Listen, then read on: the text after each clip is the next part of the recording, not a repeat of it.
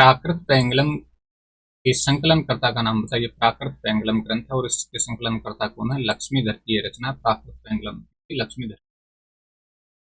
ढोला मारूरा दुहा राजस्थानी प्रेमाख्यान काव्य के कवि का नाम बताइए।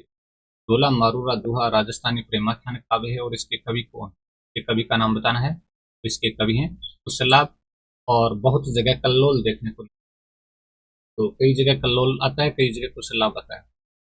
ढोला मारूरा दुहा कौन सी शताब्दी की काव्य रचना है? ढोला मारूरा दुहा कौन सी शताब्दी की रचना है? तो ये 11वीं शताब्दी की रचना मानी जाती है। 11वीं शताब्दी। ढोला का विवाह किससे हुआ था? ढोला का विवाह किससे हुआ था? उंगल के राजा पिंगल की कन्या मारवणी से हुआ था।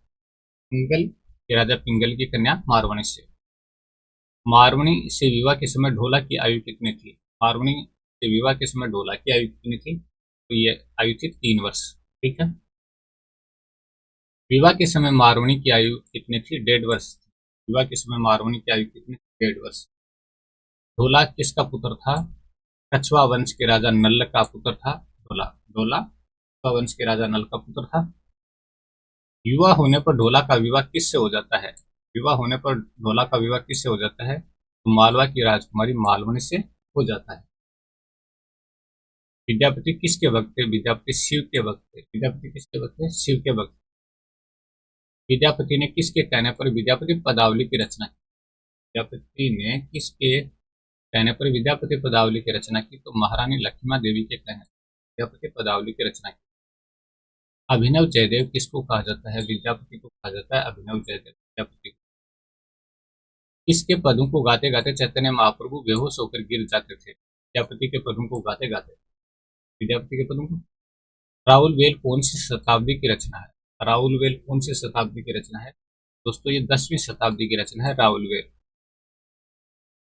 राहुल वेल की रचना किसने की थी? रोड़ा नाम के कवि ने राहुल वेल की रचना की।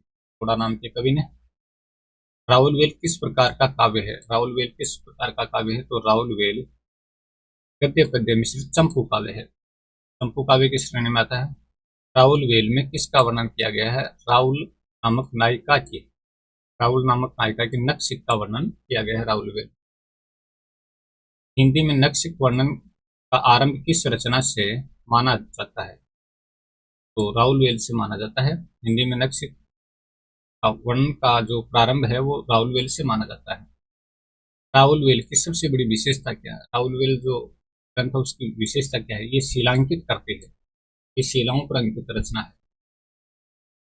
उक्ति व्यक्ति प्रकरण की रचना किसने की थी? उक्ति व्यक्ति प्रकरण की रचना करने वाले कौन थे?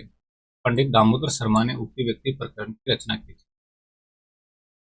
आदिकाल में किस प्रकार की गाथाओं का विशेष प्रचलन था? आदिकाल में किस प्रकार की गाथाओं का विशेष प्रचलन था? वीर गाथाओं का विशेष प्रचलन। युद्धों का सजीव चित्रण किस काल की विशेषता है? युद्धों का सजीव चित्रण किस काल की विशेषता है? तो ये आदिकालीन काव्य धारा की विशेषता है युद्ध की चित्रण। आदिकालीन काव्य की प्रमुख विशेषता। आदिकालीन काव्य की प्रमुख विशेषता है आश्रयदाताओं की वीरता, साहस और शौर्य का वर्णन करना। यह आदिकालीन काव्यों की प्रमुख विशेषता है। लोक भाषा में साहित्य रचना की प्रवृत्ति किस काल की विशेषता है?